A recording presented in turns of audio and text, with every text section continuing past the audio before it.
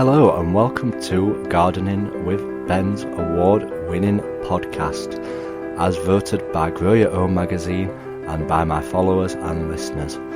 So if you're new to the podcast, make sure you click that subscribe button to stay up to date with all our podcasts, listen back to all our previous episodes, sit back, grab a brew and let's enjoy today's episode.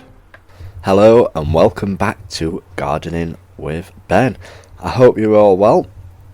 As you can see, this has been published nice and early, so that means I must be back at work and it's a pre-recorded episode so that you can still listen to the podcasts, because obviously I'm not at the allotment today, so I can talk about different topics and talk about different things with you. And also yesterday I uploaded a podcast to my other podcast channel, which is called Gardening and Allotment Tips, and that one's got a link in the description of this one. You'll be able to find that link. And I was talking about all the different types of melons that you can grow in the UK, and if you can successfully grow a melon. And I've grown melons before, but did I actually manage to get any melons from them? That is a good question. So make sure you give that podcast a listen to, and that's on Gardening and Allotment Tips podcast it's called. And yeah, the link is in the description of this podcast, so you'll be able to find it. So what are we talking about today? Well, yesterday night I shared a post on Facebook and Instagram talking about the best 5 allotment tips, and that's coming from me, Gardening with Ben. All those tips were set out by myself, and these are 5 vital tips, what I would say are critical for having an allotment. And the first one on the list is draw a plan out. Now, I've talked about this before in an podcast, but creating a plan for the allotment is very vital. And the reason why I think it's vital to draw a plan out of your allotment is because then you can think about what you're going to grow, where, to be honest.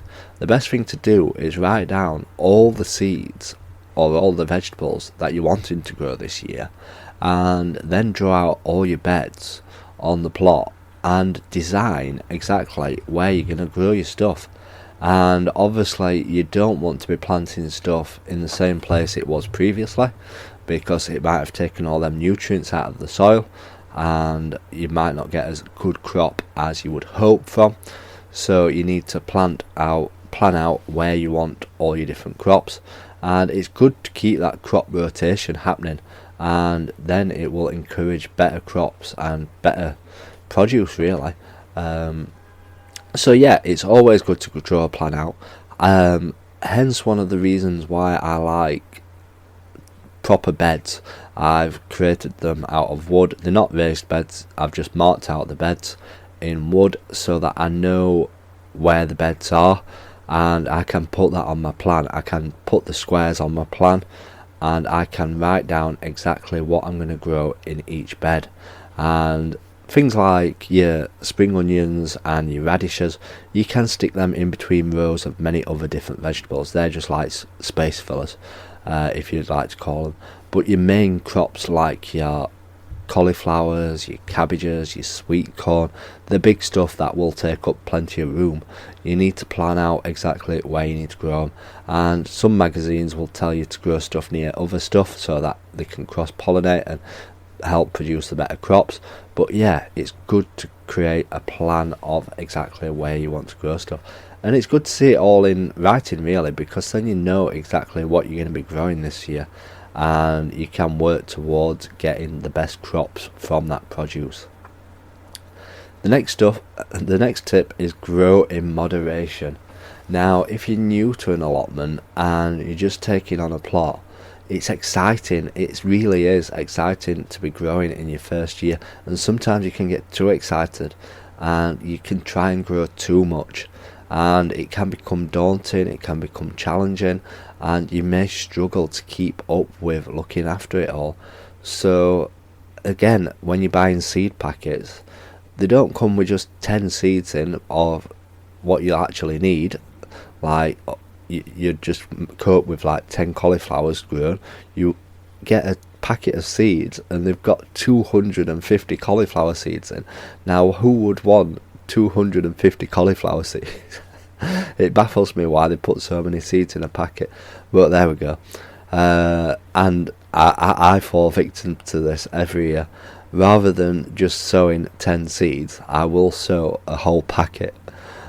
Trust me, I do it every single year, and I shouldn't do. I need to learn not to do that, and I think I might try this year to actually grow what I need. So hold me to that and keep me grounded and see if I can actually stick to my word this year and only grow what I actually need to grow for the allotment. But we'll see. We'll see about that, see if we manage to do it or not. But yeah, that is one of my main tips. Try and grow in moderation. As the years go on, try and grow more stuff. It's good to try different varieties of stuff as well. Try growing stuff what you wouldn't have actually bought in the supermarket. Try growing different coloured vegetables that you wouldn't see in the supermarket. Also, don't always try growing different coloured vegetables from people like on eBay, because they will be fake products. There is purple cauliflower, which I've talked about many a times in my podcast, and there's multicoloured carrots, and there's white radish, and there's black tomatoes. But just be careful who you buy stuff from, because sometimes they may not be that colour, especially when you've grown them and then they turn out to be red tomatoes and not black tomatoes. Not that I've ever done it, but I've seen so many people post stuff online of them being scammed by buying different stuff what they shouldn't do. So yeah, try and grow in moderation and try and not excel yourself. The next up on the list is water in the morning and not at night. Yes, you heard it right, water in the morning and not at night. Now, I only learnt this the other year, which it does actually make sense. The best time to water is before the sun comes up in the morning. You're possibly looking at 6-7 o'clock in the morning when it starts to get to summer, because the sun will come up pretty fast and it will get hot pretty fast. So look at getting up out of bed 6 o'clock in the morning, 7 o'clock in the morning, getting to the allotment and getting it watered before the belting sun comes out. The reason for this, rather than doing it at night, is one main reason what every gardener hates, and that is slugs. Yes, the slugs come out at night. Do you ever see the slugs in the daytime? No, you don't. You only see the slugs come out at night time, and that's when they are most active. And if you've wet all the ground, the slugs will be in heaven, because they tend to go to where the wet ground is, and that's what will attract them. So don't water at night, water in the morning, and your plants will take in enough water and food from the soil in the daytime, and then the slugs won't attack your plants as much at the night time. So that is one huge gardening tip that I've shared with you there. So water in the morning, not at night, if you want to stop the sluggies from getting all your produce.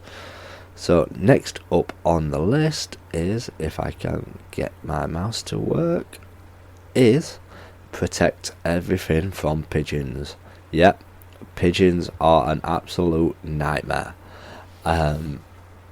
Whenever somebody gets an allotment on our site, I'll go and introduce myself, I'll go and talk to them, and I will tell them any issues, what's happening on the site, if there's an influx of rabbits, for instance, and just give them a few tips as well.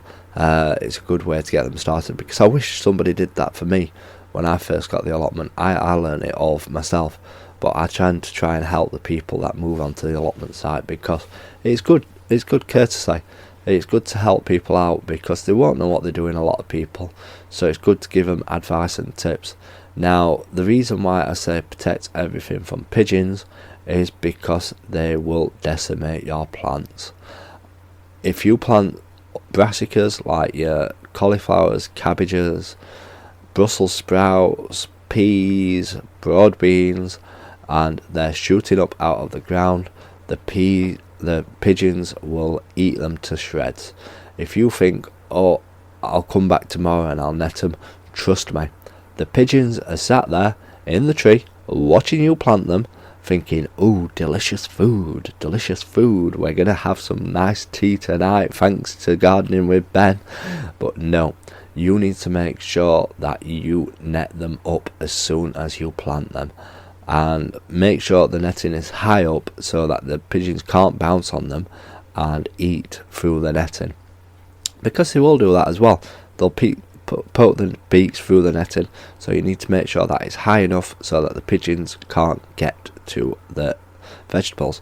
Now, I spent £80 on a piece of netting. Yes, £80 on a piece of netting.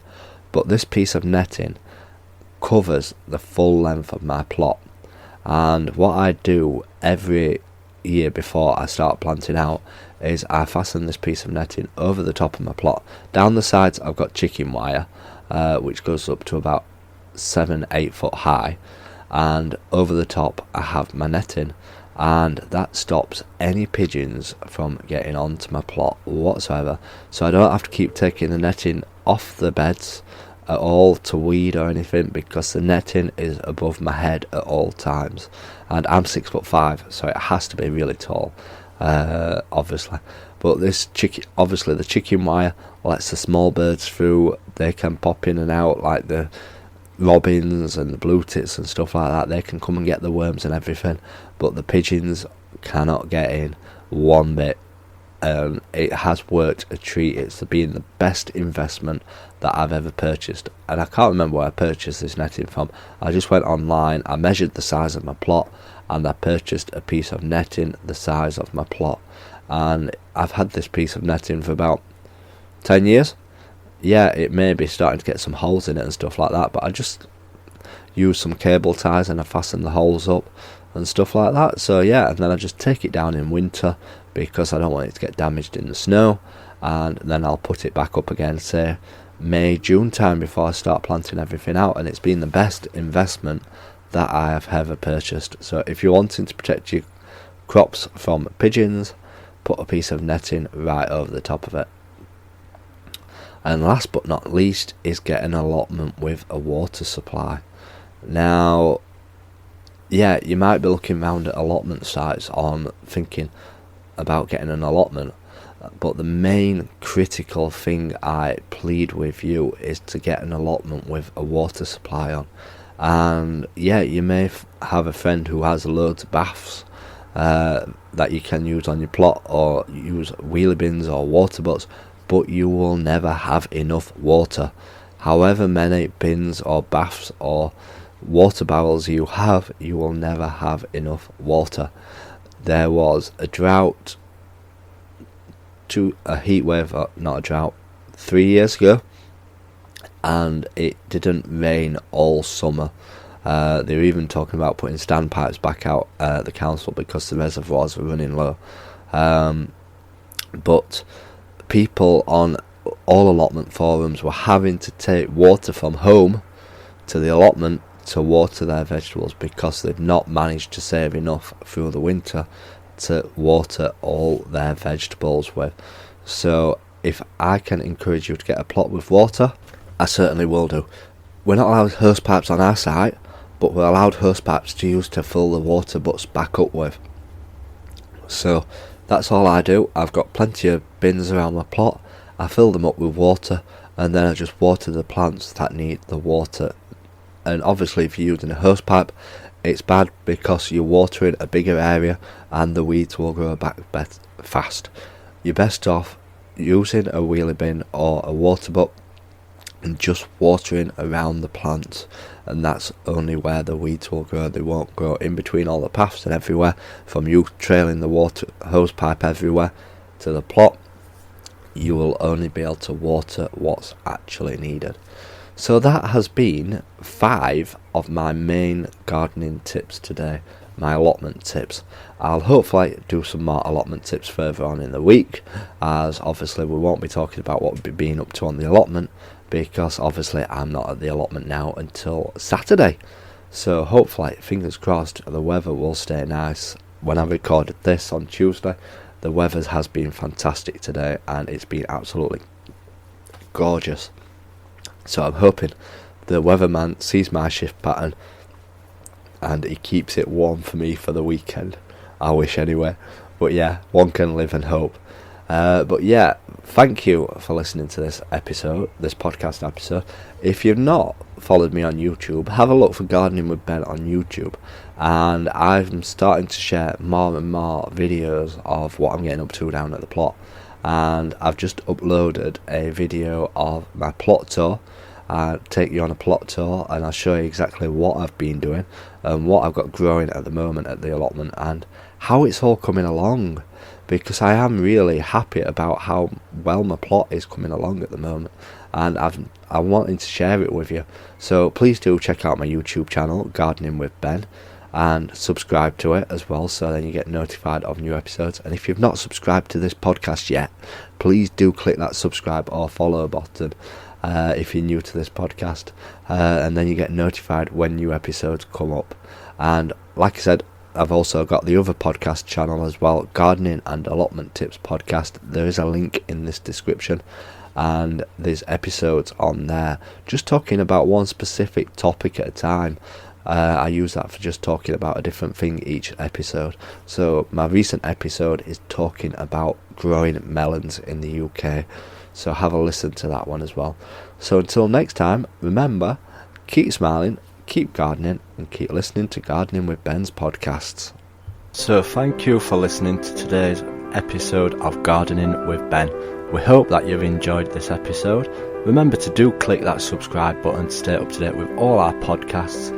Feel free to share them on your Instagram stories so that it spreads the word about my podcast and we get lots more listeners. Feel free to check out my social media sites, Facebook and Instagram as well, Gardening with Ben, and also my YouTube channel, to stay up to date with all my handy videos, how-to videos, and sharing my tips and advice. And feel free to check the link as well in the description for my Gardening with Ben t-shirts. Lots of funny gardening design t-shirts in there for you to purchase at great prices too. So thanks again, and as always, remember, keep smiling and keep gardening.